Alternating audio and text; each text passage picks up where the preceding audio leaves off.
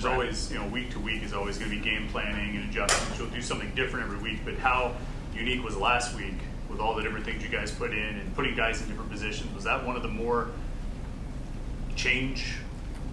biggest changes you've made, in a regular season week? Yeah, it took some creative design. I think we did our best as a staff to make sure it was simple for our guys, so it felt like same as, and they could, execute things they had done. So credit to our guys for, not flinching, stepping up. A lot of guys stepped up, and we played the game we needed to, and the credit to those guys getting it done. Ryan, how would you evaluate Cam Lindsey? Yeah, Cam Lindsey, talked about it last spring. He's done a great job maturing and working. Early in the season, he continued to work and prepare to be the guy. And with the opportunity, Syracuse game, he stepped up in a big way and, continues to prepare. The moment's not too big for him. He loves it. He cherishes it. His preparation's picked up. It's fun to see. There's things he's got to continue to clean up, but excited about it. Everybody does. So excited about what he's doing. He's playing good football. When did the conversation start with Kabir about him potentially sliding down and playing linebacker? How did you think he performed? Yeah, like I said, we talked about trying to make it same as, right? He's done that similar role in our Delta package, as you guys know.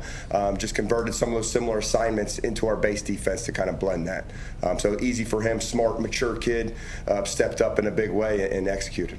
Rasheem missing some time with Kyle out, just how important has Braylon's presence been? Is just that steadying presence there? It's a great question. Braylon's been a huge presence and leader of stability in the middle there, and presence. Even when we pushed him to the outside, he's that calming presence. He knows exactly what we're doing, gets everybody lined up, and provides that stability within. And so he's done a great job. And Braylon stays the same. He never gets too high, too low. He's always working his tail off.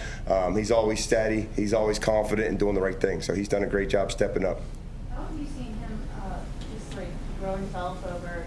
He's a true junior, correct?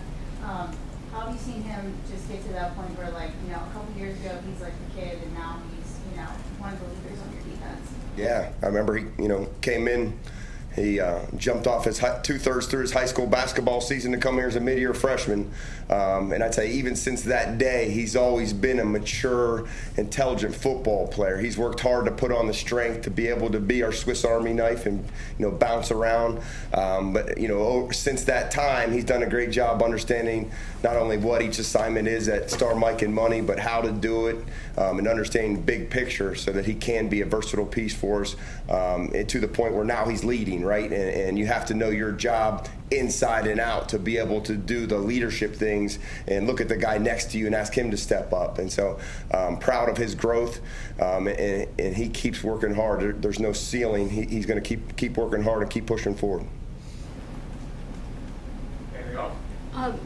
Nick Lappy didn't play last week, but the week prior he stepped up into that role and performed pretty well. How do you assess how he's been handling, the increased pressure or increased role, even though he was injured last week? Yeah. Love Nick Lappy. He's always ready, and he's been doing it since a few years ago. He backed up, Brandon George was hurt, and he stepped in to back up Servassier Dennis that year and prepared every week to be the starter, and he's done so every week since. And so certainly wasn't surprised that he stepped up and had a big day. Nick's always prepared, always works his tail off, and he does a great job, just like Braylon, being a calming presence, a leadership guy. Guys know he knows what to do, and he's going to make plays. So, really excited about Nick Lappy and what he was able to do in the Syracuse game, and what he can do going forward for us. Ryan, what's difficult? Ron, what is it about your room that allows guys who don't play a ton on game days to step up? I think it's an understanding that no matter who's on the field, the entire room's responsible. And everybody approaches the meeting room in the practice field as if they are the performer out there at that position. And that takes a mature mindset, but that's the expectation. And you're always one snap away, so you got to be ready to go. And I think our guys love football, which is fun to be around. They want to be great. They want to work at it. They like being with each other. They go out last Thursday night as a whole group to go get wings. They like being together. They like working hard. They love football. football, and they're all ready to step up so that moment's not too big when they do get their opportunity. And so credit their preparation, credit the leadership of those older guys, Kyle and Braylon and Heem and Lappy. Those guys have created it and demanded those expectations stay high from the younger guys.